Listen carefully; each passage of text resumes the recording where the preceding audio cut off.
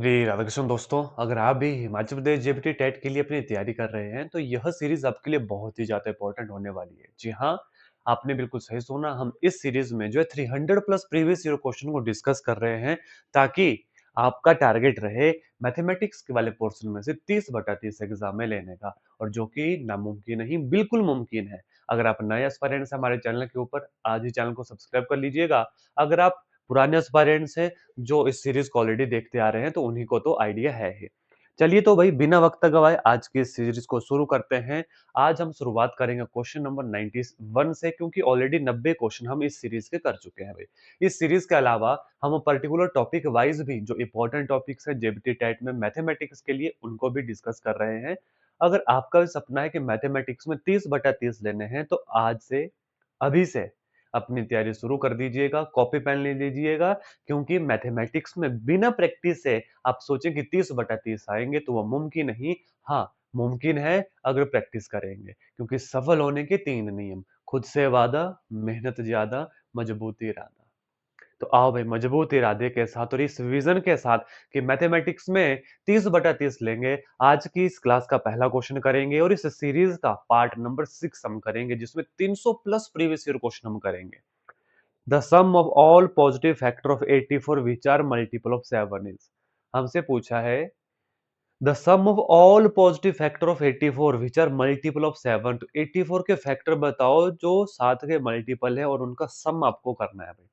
तो देखते हैं 84 के फैक्टर कौन कौन से। देखो भाई, 84 के फैक्टर करने के लिए नंबर वन आप डायरेक्ट भी वैल्यूज याद रख सकते हैं कि भाई कौन कौन है, 1 हो गया, 2 हो गया। लेकिन मैं आपको बोलूंगा, इससे हम भूल सकते हैं। आप लैडर मेथड का यूज करो। किसका? लैडर मेथड का। जैसे कि ये है 84, ठीक है भाई।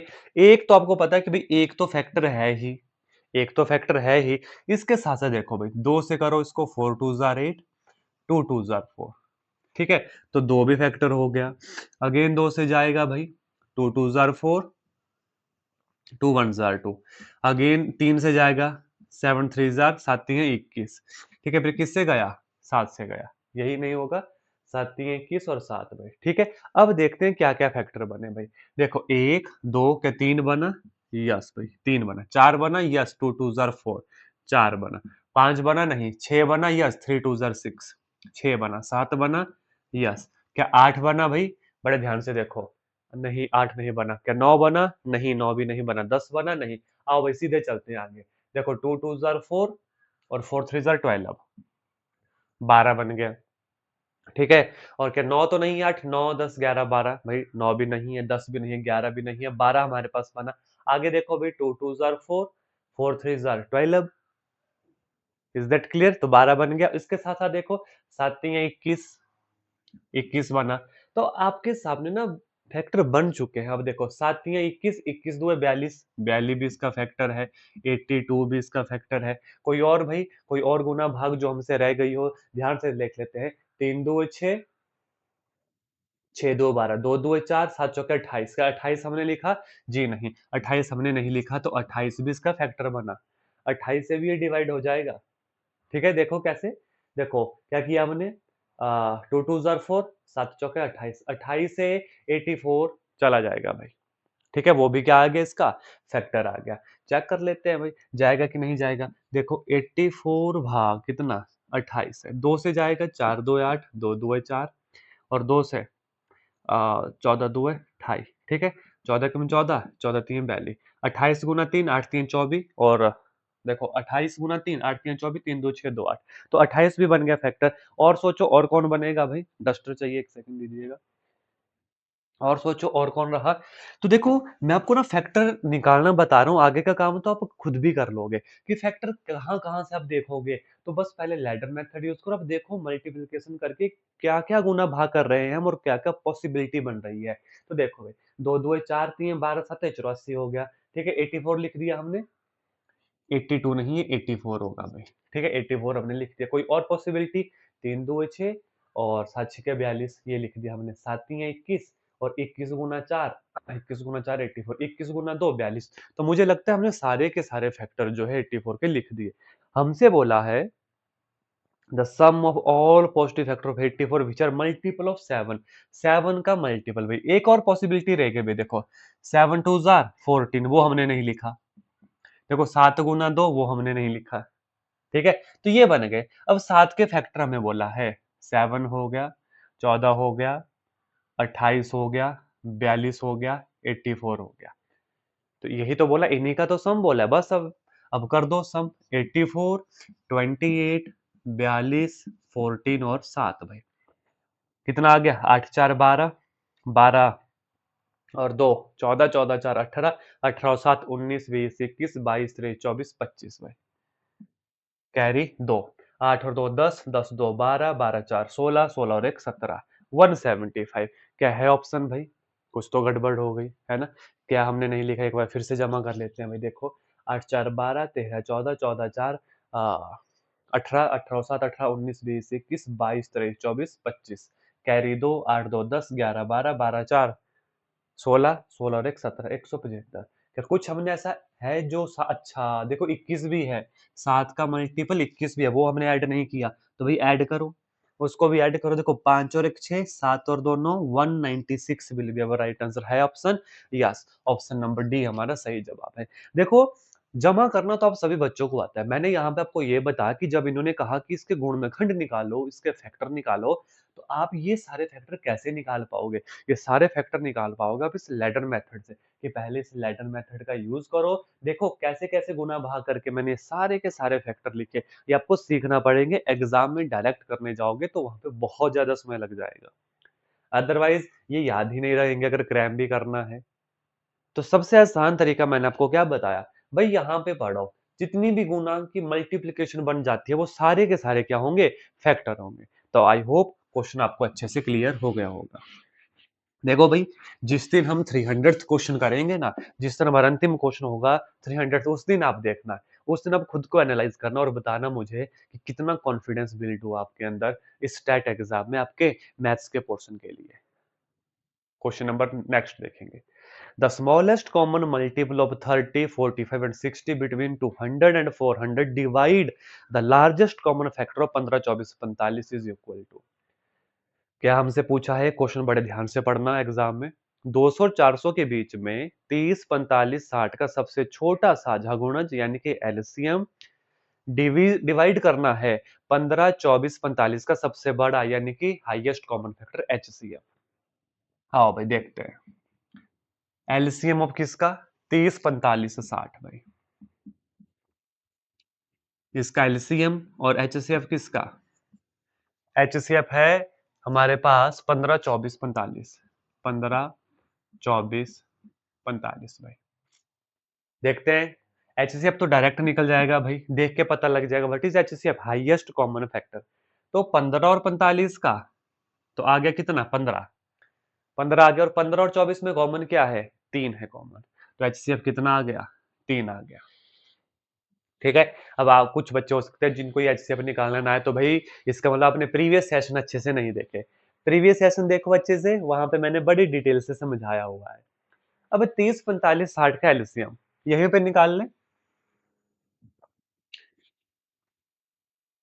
यहीं पे निकाल लेते हैं भाई। चलो 2 से शुरुआत करेंगे, 15 2 है 30, 45 का 45, 30 2 है 60, अगेन 2 से चला जाएगा 15, 45, 15 2 है 30, 3 से चल जाएगा, 5 3 15, 15 3 45, 5 3 15, 3 से चला जाएगा 5 5 5, 5 से चला जाएगा, ये आ गया।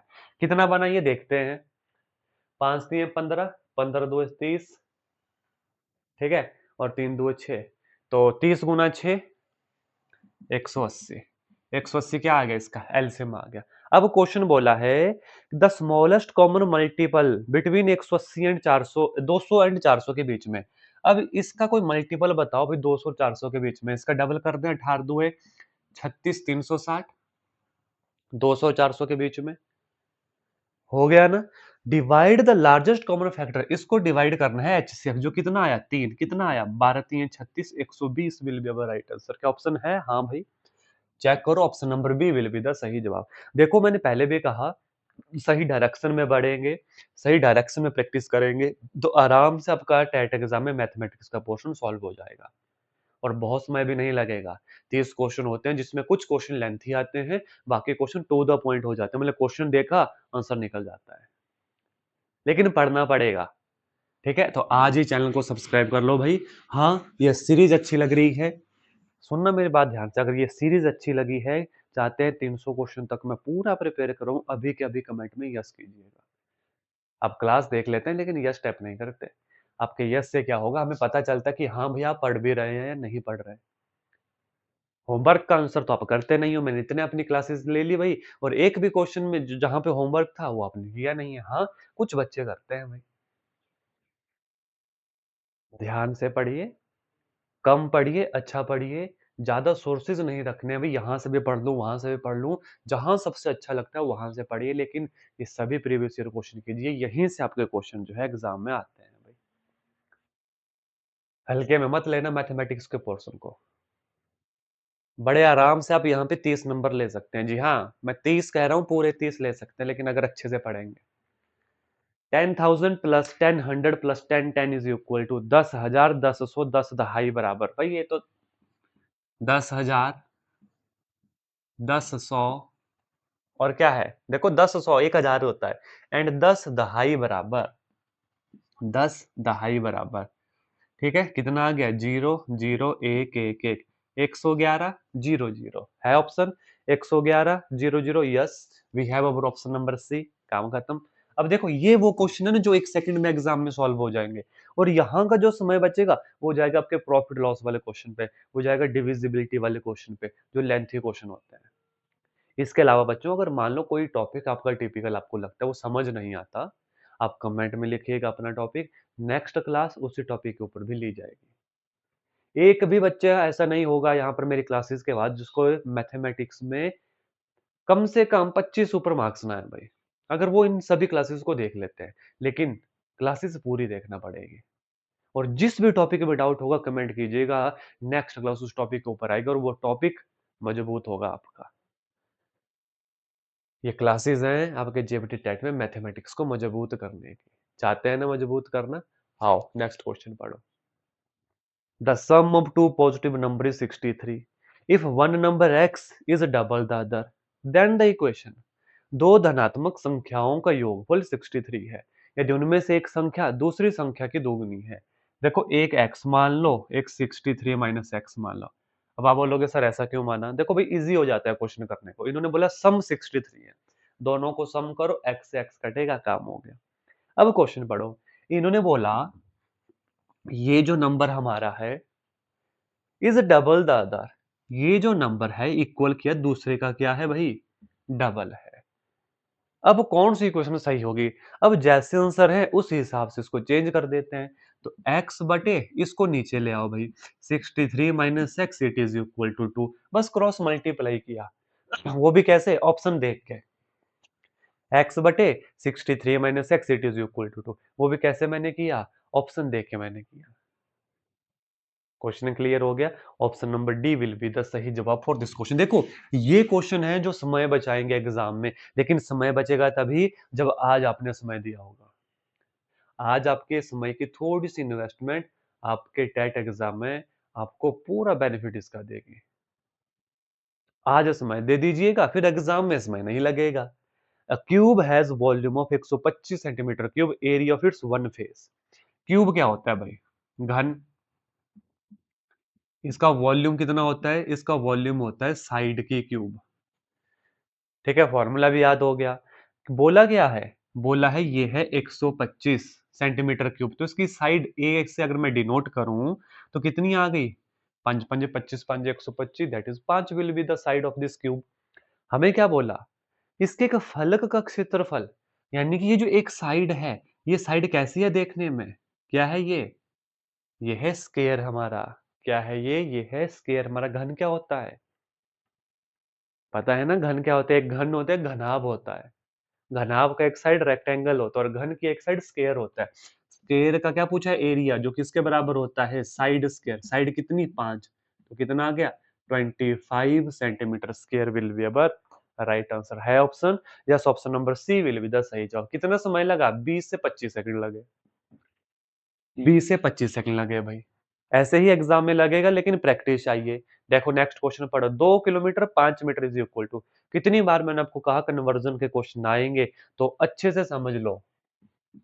1 kilometre 1000 metre, 1 metre 100 centimetre, 1 centimetre 10 millimetre, बस काम खत्म। 2 kilometre 5 metre is equal to, बड़े ध्यान से देखना, 2 किलोमीटर हो गया 2000 मीटर प्लस 5 मीटर, इसे क्या कहते हैं? इसे आप लिख सकते हो 2005 मीटर। ठीक है, लेकिन चलो ऑप्शन में इन्होंने किलोमीटर में निकाला, ऑप्शन में किलोमीटर में निकाला, तो कितना बन गया ये? देखो भाई 2 किलोमीटर, ठीक है, और साथ में 5 मीटर है, 5 मीटर के भी किलोमीटर बना दो भाई, 5 मीटर के भी किलोमीटर बना दो, तो 5/1000 बच्चों, जो कितना होगा? 2 किलोमीटर प्लस 0.005, जो किसके बराबर होगा? 2.005 किलोमीटर विल बी द सही जवाब। उल्टे चले, अब यहाँ पे देखो, 1 किलोमीटर में 1000 मीटर, लेकिन 1 मीटर में 1/1000 किलोमीटर, तो 2.005, ऑप्शन नंबर सी जो है हमारा सही जवाब होगा। Option number C will be the right answer. Conversion आनी चाहिए किलोमीटर से मीटर, मीटर से किलोमीटर। फिर भी किसी क्वेश्चन के ऊपर कोई डाउट होगा तो कमेंट में आप हमसे पूछ सकते हैं भाई। नेक्स्ट सीरीज तो चली है डेली आपकी रेगुलर, ठीक है, तो नेक्स्ट सेशन में मैं उसको क्लियर करवा दूंगा अगर किसी बच्चे को कोई डाउट होगा। आप समय देखो कितना समय लग रहा है, बिल्कुल भी समय नहीं लग रहा है भाई। लीस्ट कॉमन मल्टीपल ऑफ 10 का स्क्वायर, 11 का स्क्वायर, 12 का स्क्वायर। अब ये क्वेश्चन हल्का सा लेंथ है क्योंकि गुना भाग ज्यादा करना पड़ेगा। क्या बोला है? एलसीएम बोला है, किसका? 10 का स्क्वायर का, जो किसके बराबर होता है 100, दूसरा 11 के स्क्वायर का, जो किसके बराबर होता है 121, और आगे क्या है? 12 का स्क्वायर, जो किसके बराबर है 144। दो तरीके हैं, लैडर मेथड से आप इस क्वेश्चन को कर सकते हो भाई, कोई परेशानी दिक्कत कर मतलब कोई परेशानी आपको नहीं होगी। लैडर मेथड से नहीं करना, आप डायरेक्ट भी कर सकते हो, आप डायरेक्ट भी कर सकते हो, लेकिन सबसे अच्छा जो तरीका है वो लैडर मेथड है भाई। क्या होता है देखो, आपको कुछ और समझने की जरूरत नहीं, बस इस तरीके से आपका काम हो जाएगा। थोड़ा लंबा चलेगा लेकिन काम हो जाएगा, थोड़ा लंबा चलेगा। एक और तरीका भी था, क्या मैं सीधा भी कर सकता है इसको ऐसे, देखना ध्यान से, 100 है तो इसको 20 × 5 लिख सकता हूँ, ठीक है, या इसको इस तरीके से लिख सकता हूँ, देखो 25 चौके 100, तो 2 का स्क्वायर गुना 5 का स्क्वायर, ऐसे भी लिख सकता हूँ। ये 11 × 11, और 144 है तो 144 होता है 12 × 12, तो इसको लिख सकता हूँ 4 × 3, इसको भी लिख सकता हूँ 4 × 3, 4 को लिख सकता हूँ 2 × 2 × 3, और इस 4 को भी लिख सकता हूँ 2 × 2 × 3, तो कितना आ गया? 1 2 3 4, 2 की पावर 4 इंटू 3 की पावर 2। ऐसे भी मैं डायरेक्ट कर सकता था, बस इसके क्या किया भाई, फैक्टर बना दिए 2 और 3 की फॉर्म में, सबसे छोटे वाले। वही काम हम यहाँ पे करेंगे, जैसे 50 × 2 = 100, 121, और 7 × 2 = 14, 2 × 2 = 4।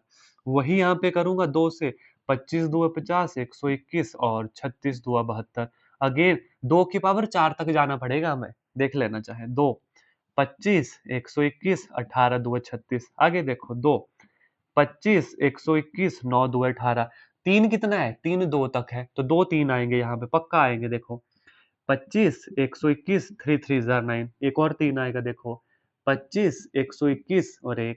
अब इसके बाद 5 आएंगे, कितने? 2 5 आएंगे हमारे पास, तो 5 5 25, 121, 1 और 5, 1 121 और 1, 121 पूरा का पूरा रहेगा 11 के साथ, 11 11 121 और 11 और 1। इस मेथड से भी वही निकला, देखो कितने 2 हैं। अब यहाँ से भी एलसीएम कैसे निकलता है भाई? 2 की पावर 4 और 3 की पावर 2, 5 की पावर 2 और 11 × 11, भाई ये निकला। यहाँ पे भी यही लिखा मैंने, देखो 1 2 3 4, 2 की पावर 4, 2 3, 3 की पावर 2, 2 5, 5 की पावर 2, 11 × 11। ये कब आप पॉसिबल हो पाएगा कि आप भी बिना लेटर मेथड से इसको कर पाएंगे? जब बार बार प्रैक्टिस होगी, कॉन्सेप्ट क्लियर होगा एलसीएम और एचसीएफ का, और बहुत डिटेल से मैंने बताया हुआ है भाई। फिर भी किसी बच्चे को क्लियरिटी ना हो एचसीएफ एलसीएम में, तो वो कमेंट में लिख देना एचसीएफ एंड एलसीएम। पूरी कोशिश की जाएगी कि नेक्स्ट क्लास एक डेडिकेटेड 10 से 15 मिनट की क्लास में एचसीएफ एलसीएम निकालना बता दूँ। वैसे तो ऑलरेडी प्रीवियस क्लासेस में बताया है भाई।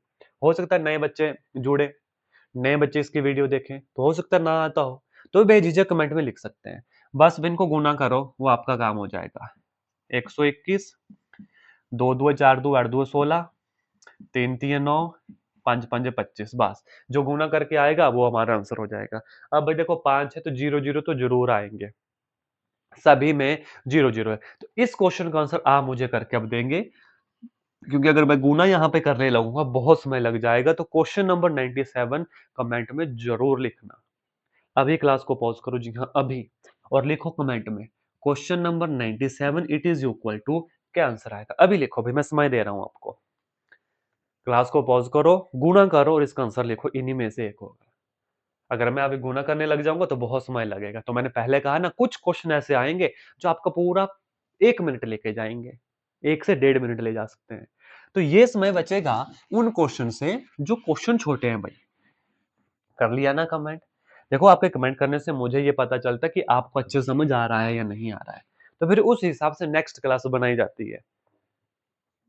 ठीक है, आपके अकॉर्डिंग नेक्स्ट क्लास होगी कि आप बच्चों का रिस्पॉन्स कैसा है, आपको समझ आ भी रहा है या नहीं, क्वेश्चन को कितना डीप आपको समझाना है, या डायरेक्ट क्वेश्चन कर दूं मैं। तो वो तभी पता चलेगा जब आप, जो मैं चीजें बोलता हूँ हल्की हल्की चीज में बोलता हूँ बीच में कि भाई हाँ कमेंट कर दो। अब चलो भाई वीडियो को लाइक भी कर दो लगे हाथ, है ना, क्योंकि इतनी मेहनत कर रहा हूँ तो कुछ तो आपका फर्ज बनता है। ठीक है, चलो भाई नेक्स्ट क्वेश्चन के ऊपर लेकर चलूंगा। Question number 98, the population of A town increase by 5% every year. कोई पॉपुलेशन है किसी टाउन की जो हर साल 5% से इंक्रीज होती है। इफ प्रेजेंट पॉपुलेशन इज 9261, मतलब अभी रिसेंट में जो पॉपुलेशन है, प्रेजेंट पॉपुलेशन वो कितनी है, 9261 है। हमसे पूछा द पॉपुलेशन 3 ईयर एगो, 3 साल पहले। अब इन्होंने बोला कि हर साल 5% बढ़ता है। तो बच्चों यहाँ पे फार्मूला लगेंगे कंपाउंड इंटरेस्ट वाले। देखो दो चीजें पढ़े थे, सिंपल इंटरेस्ट। आप बोलोगे सर इंटरेस्ट यहाँ पर कहाँ से आ गया? भाई जैसे पैसा हर साल बढ़ता है ना, कि भाई ईयरली बढ़ रहा है, ईयरली उसके ऊपर जो है इंटरेस्ट लग रहा है, या सिंपल इंटरेस्ट लग रहा है या कंपाउंड इंटरेस्ट लग रहा है। अब सिंपल इंटरेस्ट होता है कि एक साथ इंटरेस्ट लगाना, कंपाउंड इंटरेस्ट होता है कि हर साल जो इंटरेस्ट लगा उस इंटरेस्ट के ऊपर फिर से इंटरेस्ट लगता है, यानी कि चक्रवृद्धि ब्याज। तो वो क्वेश्चन इसी तरीके से चलेगा। उसमें अमाउंट का फार्मूला क्या होता था, याद करो, amount principal into 1 plus R over 100 की power N, where N is time. Amount होता था फाइनल, फाइनल पैसा। यहाँ पे फाइनल पॉपुलेशन कितनी, 9261। प्रिंसिपल होता है मूलधन, कि शुरू में कितना पैसा डाला, वही तो हमने निकालना है कि पॉपुलेशन 3 साल पहले। तो ये तो निकालना है 1 प्लस हर साल कितने रेट से बढ़ रहा है, 5% से हमारा पैसा बढ़ रहा है। यहाँ पे पॉपुलेशन बढ़ रही है, और कितने समय के लिए, 3 साल के लिए। वही काम है, बस पैसे को जनसंख्या के साथ कंपेयर कर दो। कितना आएगा, इसको मैं यहीं पे सॉल्व करता हूँ। पी इंटू एक पांच पांजा 20 पांजे 100, तो 20 जमा 21, 21/20 की क्यूब।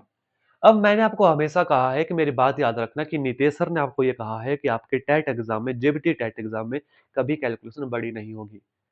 हाँ, कोई-कोई क्वेश्चन ऐसा आएगा जिसमें कैलकुलेशन बढ़ी आएगी, बाकी बहुत ज़्यादा नहीं सोचना है, गुणा भाग वही मिलेगा आपको। जैसे ये क्वेश्चन है, तो कितना आ गया हमारा मूलधन? ये आ गया 9261 बटे में गया ये 21 गुना 21 गुना 21, इसका बटा ऊपर चला जाएगा 20 का क्यूब, तो 20 गुना 20 गुना 20। अब आप बोलोगे इतनी भारी भरकम, जी नहीं, इसी का ये क्यूब रूट है। 21 गुना 21 441, 441 गुना 21 9261। बचेगा क्या आगे, 20 गुना 20 गुना 20, जो कितना आया, 2 2 4 2 8, 3 जीरो है। तो 3 साल पहले जो पॉपुलेशन थी वो कितनी थी, 8000 थी। ऑप्शन नंबर डी हमारा सही जवाब हो गया। अब आप बोलोगे सर आपको कैसे पता चला? जब बार बार क्वेश्चन करते हैं तो जैसे 11 11 121, 121 गुना 11 1331, यही कुछ एक वैल्यूज होती है ना जो एनसीईआरटी की बुक में है, और वो बार बार रिपीट होती है।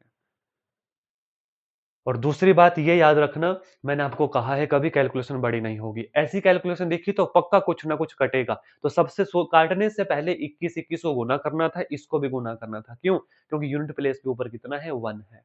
यूनिट प्लेस पे ऊपर कितना है 1 है। तो ऐसी चीजें ना देखी जाती हैं। और ऑप्शन में भी दिख रहा था 8,000, अगर ये 3 है मतलब ये कटने चाहिए आपस में।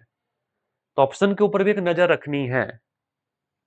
ठीक है, और ये कैसे आप सीख पाएंगे? जब डेली आप क्लासेस अटेंड करेंगे।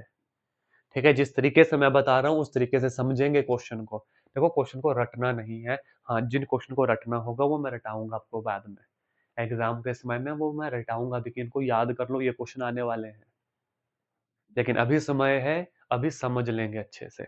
अभी क्या करेंगे? अभी अच्छे से समझ लेंगे। क्वेश्चन नंबर 99 भाई, नेक्स्ट क्वेश्चन आज की क्लास का। If the average of 5 consecutive number A B C D is 102। देखो, एवरेज बोला है A B C D E. Average कितनी है? 102 है भाई। 1 2 3 4 5 कॉन्जिक्यूटिव नंबर है लगातार। Then the product of B and D, इसका और इस भाई का प्रोडक्ट कितना होगा? अब आप बोलोगे सर ये कैसे पता चलेगा? तो जब भी कॉन्जिक्यूटिव नंबर होते हैं तो उनके एवरेज बीच वाली वैल्यू निकलती है। क्या बोलोगे क्या सर, सच में? हाँ भाई, आओ मैं चेक करवा दूं। जैसे कॉन्जिक्यूटिव नंबर लिखते हैं, देखो 1 2 3 4 5, इसकी एवरेज 3 ही निकलेगी। कर लो चेक। 5 4 9 10 11 12 13 14 और 15, 15 बटे टोटल कितनी थी? 5 थी। कितना आया? 3 आया। जो मर्जी सीरीज ले लो कॉन्जिक्यूटिव नंबर की। तो इसका मतलब अगर एवरेज 102 है तो सी कितना है? 102। ये कितना होगा? 101। ये कितना होगा? 100। ये कितना होगा? 103। और ये कितना होगा? 104। कॉन्जिक्यूटिव 100, 101, 102, 103, 104, तभी एवरेज 102 निकली। और हमसे पूछा प्रोडक्ट बी और डी का, तो 101 गुना 103 आपको करना है, बस काम खत्म। वो भी हमें आंसर मिल गया। गुना भी करने की नीड नहीं। यूनिट प्लेस कितना आएगा? 3 गुना है। यूनिट प्लेस पे 3 होगा, वो हमारा आंसर होगा। यहाँ पे 5 है, यहाँ पे 4 है, यहाँ पे 3 है, तो ऑप्शन नंबर बी ही हमारा क्या होगा? सही जवाब होगा। तो देखो, क्या कैलकुलेशन हमने की? क्या गुना हमने किया? नहीं किया। आंसर निकला ना? आंसर निकला कि नहीं निकला? अब ये अगर कॉन्सेप्ट मुझे क्लियर होता तो मैं एग्जाम में इतना भी नहीं लिखता, सिर्फ 10 सेकंड भी नहीं लगते इस क्वेश्चन को सॉल्व करने में। कैसे? मुझे पता लग गया कि 5 कॉन्जिक्यूटिव नंबर जिनका एवरेज 102 है। अच्छा, 102 तो पीछे 101, आगे 103। 3 और 1 यूनिट प्लेस पे 3 आएगा, तो 3 जिसकी यूनिट प्लेस पे होगा वो मेरा आंसर। कितना समय लगा? मैथ्स इजी आता है जेबीटी टाइट में, याद रखना। बड़े आराम से आप कर सकते हैं। बस थोड़ा सा सीरियस हो जाए। मैथमेटिक्स में अगर अच्छा स्कोर कर लिया तो आप खुद जानते हैं आपका स्कोर कहाँ पहुंचेगा। 110 से भी ऊपर चला जाएगा। मुझे पता है आप सभी बच्चे मैथ्स में लैग करते हैं, इसीलिए मैंने मैथमेटिक्स की डेडिकेटेड सीरीज आप सभी बच्चों के लिए चलाई है भाई। 1 महीने से ज्यादा हो गया। चैनल को विजिट करो, प्लेलिस्ट के ऊपर जाओ। जेबीटी के लिए अलग से प्लेलिस्ट बनी है मैथ्स की। साइकोलॉजी भी पढ़ाते हैं, जीके भी पढ़ाते हैं भाई चैनल के ऊपर। अच्छे से पढ़ो भाई, शानदार पढ़ो। इसी बार देखना आपका टैट एग्जाम, जेबीटी टैट बहुत ही अच्छे मार्क्स के साथ क्लियर होगा। बस एक शर्त है, अपना ये थोड़ा सा समय डेली दे दिया कीजिए भाई, ताकि इन क्लासेस को आप देख पाओ। आप 2x के ऊपर देख लो भाई। ठीक है, और साइकोलॉजी वगैरह की पीडीएफ तो आपको हमारे टेलीग्राम पे भी मिल जाएगी। टेलीग्राम को भी जरूर ज्वाइन करो, वहां पे लिंक पहले ही आ जाता है यूट्यूब के ऊपर आने से। चले नेक्स्ट क्वेश्चन के ऊपर, क्वेश्चन नंबर 100 भाई। 300 प्लस पीवाईक्यू की सीरीज है ये, और इसके साथ साथ बीच बीच में मैं एक्स्ट्रा टॉपिक भी करवाता हूँ। If total age of A and B is 12 year more than the total age of B and C, क्या बोल रहा है? टोटल एज ऑफ ए जमा बी, ये 12 ज्यादा है टोटल एज ऑफ बी जमा C. Then C is younger than A by, हमसे पूछा है कि ये सी कितना बड़ा है ए से। तो थोड़ा सा सॉल्व कर ले। जब सॉल्व करेंगे तो इस बी से ये भी कट जाएगा। हमारे पास कितना आया? A minus C it is equal to 12।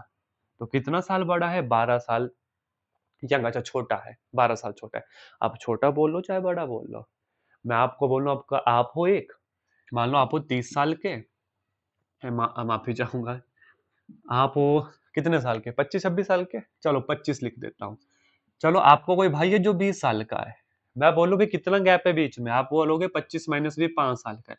अब मैं आपको भी बोल सकता हूँ कि आप 5 साल बड़े हो, मैं आपके भाई को भी बोल सकता हूँ वो 5 साल छोटा है, वो 5 साल छोटा है। तो वही हमने किया कि दोनों की एज का गैप हमने निकाल दिया 12 साल। हमसे पूछा था कौन कितना यंगर है, छोटा है, तो भी 12 साल छोटा है। अगर दूसरे को पूछते कौन कितना बड़ा है, तो भी 12 साल बड़ा होता। क्योंकि दोनों का गैप निकाल दिया। यहाँ पे भी 25 माइनस 20 5 आ गया। अगर आप और आपके भाई के बीच में 5 साल का गैप है, तो कुछ भी कह लो, आप 5 साल बड़े कह लो या आपका भाई 5 साल छोटा कह लो, बात वही है। बात है, बस कॉन्सेप्ट क्लियर होना चाहिए। और कॉन्सेप्ट क्लियर होगा पॉजिटिव अप्रोच अकेडमी के साथ। कॉन्सेप्ट क्लियर होगा आपके नितेश सर के साथ। कौन है नितेश सर? मैं। कॉन्सेप्ट क्लियर होगा इन डेली क्लासेस को लगाने के साथ। और अगर कॉन्सेप्ट क्लियर हो गया तो मैथ्स में फिर पूरे बटा पूरे नंबर आएंगे। जेपीटी टैट मैथमेटिक्स में देखता क्या है आपका? कोई क्वेश्चन कोई लेंथी नहीं होगा, वो देखेगा कॉन्सेप्ट आता है या नहीं, वो देखेगा फॉर्मूला आता है या नहीं। बस ये दो चीजें देखता है। कैलकुलेशन तो आप खुद जानते हैं, सारे के सारे बच्चे कर लेंगे। जमा, गुना, भाग सारे बच्चे कर लेते हैं। बात आती है फॉर्मूला याद रहने की, बात आती है सही डायरेक्शन में पढ़ने की। आओ, if radius of sphere is 2d बटा 3 देन इट्स वॉल्यूम। जैसे ही फॉर्मूला का नाम लिया, फॉर्मूला आ गया। अब देखो भाई, स्फीयर है तो स्फीयर का वॉल्यूम कितना होता है? वॉल्यूम होता है 4/3 पाई आर क्यूब। ये है वॉल्यूम का। और मैंने कहा था ना, जिस दिन 300th क्वेश्चन करेंगे ऑटोमेटिकली आपको फॉर्मूला याद हो जाएंगे। तरीका क्या है मेरा बच्चों को फॉर्मूला याद करवाने का? मैं हर क्वेश्चन में फॉर्मूला जानबूझ के लिखता हूँ ताकि याद हो जाए। नजर पड़ी ना? अरे आपका ध्यान किधर है? आपका ये फॉर्मूला इधर है। कहाँ है ध्यान? यहाँ है फॉर्मूला आपका। आ जाओ। इन्होंने बोला रेडियस है 2d/3। कोई बात नहीं भाई, कोई बात नहीं। तो 2d/3 का क्यूब कितना आ गया? 4/3 पाई डी क्यूब। दो दो चार, दो 8, तीन तीन 9, तीन 27। तो 8 चौका 32 बटे 27 81 पाई डी स्क्वायर। 32/81 है option. 32/81, yes. Option number A जो है हमारा सही जवाब होगा। ऑप्शन नंबर ए हमारा क्या है? सही जवाब है भाई। ठीक है, तो देखो फॉर्मूला है ना, formula is the key of success in JBT TET भाई। बहुत सारे फॉर्मूला के ऊपर क्वेश्चन आते हैं। इवन बच्चों फॉर्मूला ही पूछ लिए जाते हैं, फॉर्मूला भी डायरेक्ट पूछ लिए जाते हैं। तो फॉर्मूला को ना हल्के में मत लेना। सफल होने के 3 ही नियम क्लास के शुरू में कहा था। मेहनत ज्यादा, मजबूत इरादा। मैंने 2 बताए, और तीसरा खुद से वादा। इसी बार टैट एग्जाम क्लियर करना है, यस और नो? अभी कमेंट करो यस। अगर करना है तो सीरियस हो जाओ। अगर नए बच्चे हो जिन्होंने क्लासेस नहीं देखी प्रीवियस, भाई देखना, प्लेलिस्ट विजिट करना। Next question, question number 102। 10 101 कर लिया हमने। हाँ 101 कर लिया। 102, the sum of two number is 15 if sum of the reciprocal is 3/10 then the number are. दो संख्याओं का योग 15 है। लिखो भाई दो संख्याएं x जमा y 15। देखो लिख दिया मैंने। उनके व्युत्क्रमों का योग 3/10 है। देखो 1/x जमा 1/y 3/10। हमसे पूछा क्या है? वो संख्याएं कौन सी हैं? तो देखो ये है सम। इसको थोड़ा सा सॉल्व कर लेते हैं। एलसीएम ले लेता हूँ एक्स वाई। तो यहाँ पे कितना आ गया? एक्स जमा वाई 3/10। ठीक है भाई। सम कितना है? सम है 15। तो एक्स जमा वाई की जगह कितना लिख रहा हूँ? 15। 3 1 जार 3, 5 3 जार 50। एक्स वाई कितना आ गया? 10 × 5 50। अब देखो भाई, हमारे पास दो नंबर एक्स और वाई ऐसे हैं जिनका सम 15 है, जिनके गुना 50 है। पकड़ो ऑप्शन, ऑप्शन नंबर सी पकड़ो। सम कितना है? 10 × 5 15। गुना कितना है? 10 × 5 50। तो वो दो नंबर क्या आ गए? 5 और 10। Option number C will be the सही जवाब। बोलो भाई, आसान है कि नहीं है? आसान, आसान है कि नहीं है? और मुझे ये भी बताइएगा बच्चों कि ये सीरीज आपके लिए बेनिफिशियल है? बेनिफिशियल है, फायदा हो रहा है? तो अभी क्लास को पॉज करके जरूर यह स्टेप करें भाई। और मेन मुझे ये बताएं क्या बेनिफिट हो रहा है, क्वेश्चन समझ आ रहे हैं आपको या नहीं समझ आ रहे? वैसे मैं पूरी कोशिश कर रहा हूं बिल्कुल बेसिक से हल्का कॉन्सेप्ट भी आपको क्लियर करवाऊं। अगर ये सीरीज अच्छे से देख लेंगे भाई तो आपका काम हो जाएगा, आपका काम हो जाएगा। नेक्स्ट क्वेश्चन पढ़ते हैं। Anita wants to put tile on the floor of her room which is 9 metre long and 7 metre wide. भाई अनीता है कोई, आधा क्वेश्चन पढ़ो अभी, जिनको फ्लोर के ऊपर जो है टाइल्स लगानी है। मान लो ये फ्लोर है 9 बाई 7 का, ठीक है, क्या है ये, मीटर है भाई, मीटर है।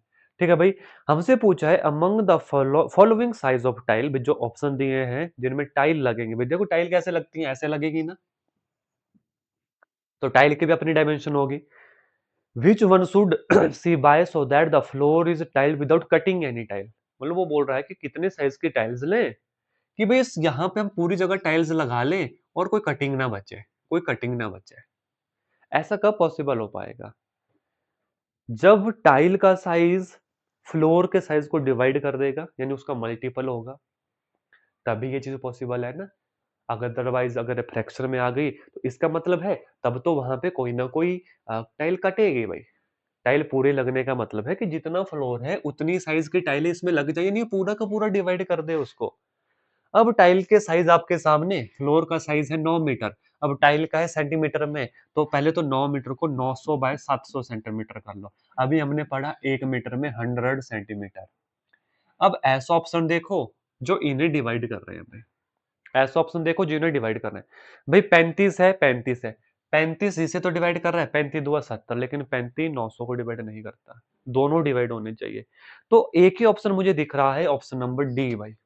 कैसे देखो, 45 दूगा 90 और 35 दूगा 70, तो 45 बाय 35 की टाइल अगर होगी, 45 बाय 35 की क्या टाइल होगी, तो यहाँ पे कोई भी टाइल नहीं कटेगी, कोई भी टाइल नहीं कटेगी। तो option number D will be the सही जवाब फॉर दिस क्वेश्चन। और ऐसा ही क्वेश्चन और पूछा जाता है आपसे, आपसे पूछा जाता है नंबर ऑफ टाइल्स का, कि टाइल्स की डायमेंशन भी दे दी जाती है, फ्लोर की डायमेंशन भी दे दी जाती है, और पूछा जाता है कि नंबर ऑफ टाइल्स कितने लगेंगे। तो उसके लिए ये दोनों का एरिया निकालो, टाइल का भी और हमारे फ्लोर का भी, डिवाइड कर दो तो नंबर ऑफ टाइल निकल जाएंगे। तो नंबर ऑफ टाइल निकल जाएंगे कि इतनी टाइल्स लगेंगे भाई। Next question, question number 105. If 76 is divided into ratio 7 is to 5 is to 3 is to 4, then the smallest part will be। अगर देखो भाई 76 को कितनी रेशो में डिवाइड किया गया, 7:5:3:4। तो मैं आपको आज बता देता हूँ कैसे निकाला जाता है। इन्होंने पूछा स्मॉलेस्ट पार्ट, मैं आपको सबसे बिगर पार्ट निकाल के दे दूंगा, मैं फिफ्थ पार्ट निकाल के दे दूंगा, मैं थर्ड पार्ट निकाल के दे दूंगा, मैं फोर्थ पार्ट निकाल के दे दूंगा। एक ही फॉर्मूला है, क्या भाई, सुनना ध्यान से। इन सबको एक्स लगा के प्लस कर दो, कितना आएगा, 7 और 3 10, 5 15 4 19। ठीक है, अगर रेशो है 7:5 तो इनको x लगा दो, x ऐसे जस्ट समझने के लिए, तो 19x हो गया, समझने के लिए भाई। नहीं लगाना x, कोई बड़ी दिक्कत नहीं, कोई दिक्कत नहीं है। सुनना मेरे बात ध्यान से, 76 इंटू बटे में कितना आएगा, 19 आएगा। आप एक्स लगाना चाहो लगाओ, नहीं लगाना चाहो मत लगाओ। 76 का हिस्सा पूछा है हमसे, हमसे सबसे छोटा पूछा है तो सबसे छोटे से गुना करेंगे, ये हो गया। हमसे सबसे बड़ा पूछते तो 76 गुना 7 बटे सबका टोटल 19 होता। हमसे फिफ्थ पार्ट पूछते तो 76 गुना 5 बटे 19 करते। बस इसी तरीके से आंसर निकाले जाते हैं अगर पार्ट पूछा जाए। जैसे अगर कई बार ऐसे भी क्वेश्चन आ जाता है कि हमने 90 को जो है मान लो 3:5 में डिवाइड कर दिया, तो थर्ड पार्ट क्या है, तो कुछ नहीं करना, 90 गुना 3/8, ये इसका थर्ड पार्ट आ गया, इसकी थर्ड रेशो आ गई। इस तरीके से होता है। अब हमसे पूछा था सबसे छोटा है 3 यहाँ पे, तो भाई 76 गुना 3/19। अब 9 चौके 36, 4 3 7, 19 चौके 76, तो 4 तियां 12 विल बी राइट आंसर। तो ऑप्शन नंबर डी जो है हमारा सही जवाब है। क्वेश्चन क्लियर हुआ। क्वेश्चन क्लियर होने से ज्यादा अच्छा है कि क्वेश्चन समझ आ गया आपको भाई। अब देखो क्वेश्चन एक किया, लेकिन इससे सारे क्वेश्चन आपके हल हो जाएंगे जो भी पार्ट वाले हैं, जो भी पार्ट वाले हैं। इज दैट क्लियर, यहां तक चीजें समझ आई। चले करें आगे वाले क्वेश्चन में। The difference between the place value of 5, चलो ये तो बहुत आसान है भाई। देखो क्वेश्चन क्या है, the difference between the place value of 5 in 29503 and face value of 7 इन 32071। तो ये आपके लिए होमवर्क क्वेश्चन रहेगा आज की क्लास का, ये आपके लिए होमवर्क क्वेश्चन रहेगा। प्लेस क्या होता है कि ये किस पोजीशन पे है, हिंट दे देता हूँ, इकाई पे, दहाई पे, सैकड़ा पे, किस पोजीशन पे है। और फेस वैल्यू होती है उसका चेहरा, 7 है तो 7 की फेस वैल्यू 7 होगी, तो उनका डिफरेंस आपसे पूछा है। तो ये क्वेश्चन होमवर्क रहेगा और आज के सेशन में हम इतना ही करेंगे। नेक्स्ट क्वेश्चन में इसके नेक्स्ट पार्ट में जो है लेकर आऊंगा। अभी काफी क्वेश्चन है भाई, हमें ना 300 तक जाना है, लेकिन आराम से करेंगे, सटीक करेंगे, थोड़ा पढ़ेंगे लेकिन अच्छा पढ़ेंगे। तो इस क्वेश्चन का आंसर मुझे कमेंट करके जरूर बताना भाई। आप कमेंट करेंगे तो समझ आएगा कि आपको अच्छे से क्वेश्चन क्लियर हो चुका है। ठीक है, तो आज के सेशन में इतना ही। मिलूंगा आपसे आपकी नेक्स्ट क्लास में। 300 प्लस प्रीवियस ईयर क्वेश्चन की यह सीरीज आपके लिए चली है। इसके अलावा आपको प्लेलिस्ट में टॉपिक वाइज क्वेश्चन भी मिलेंगे, टॉपिक को भी मैंने अच्छे से क्लियर करवाया है। कोई बच्चा ऐसा है जो नया है और किसी पर्टिकुलर टॉपिक को पढ़ना चाहता है भाई, तो कमेंट में वो टॉपिक को भी लिख सकता है। धन्यवाद दोस्तों। जय हिंद, जय भारत, और हाँ, अब की बार 110 के पार।